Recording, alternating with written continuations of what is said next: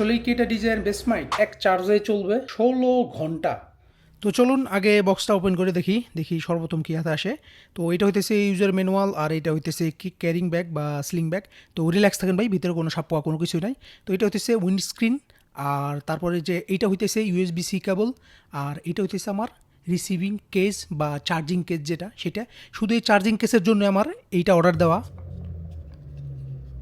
হো হো ব্রো, দেখতে পাচ্ছেন ট্রান্সমিটার, রিসিভার আর একটা ট্রান্সমিটার। দেখতে কিন্তু খুবই সুন্দর লাগতেছে আমার কাছে। শুধু দেখতে সুন্দর হলে তো কাজ হবো না, পারফরমেন্স কীরকম সেইটা দেখতে হবে। আর এটা হইতেছে ইউএসবি সি অ্যাডপ্টার আর কি, বাট ইউএসবি সি দিছে আর কি। আইফোনের যে অ্যাডপ্টার যেটা আছে ওইটা দেয় নাই, ওইটা এক্সট্রা কিনতে হবে। এক চার্জে চলবে 16 ঘন্টা। নর্মালি যেটা মাইক 2 চলতো 6 ঘন্টার মতো, আর এটা চলবে 16 ঘন্টার ভাই। চলেন দেখে আসি এটার যে পারফরমেন্সটা কীরকম দেয় আর কি। নয়েজ ক্যান্সেলেশন অফ করা আছে, তো বাইরে প্রচুর গাড়ি যেতেছে মেইন রোড দিয়ে। আর এখন আমি নয়েজ ক্যান্সেলেশনটা অন করে দিতেছি। ওকে, নয়েজ ক্যান্সেলেশন অলরেডি অন হয়ে গেছে। পিছন থেকে কিন্তু প্রচুর গাড়ি যেতেছে। তো বাইরের শব্দগুলো কীরকম আসতেছে, আপনাদের কাছে কোনটা ভালো লাগতেছে?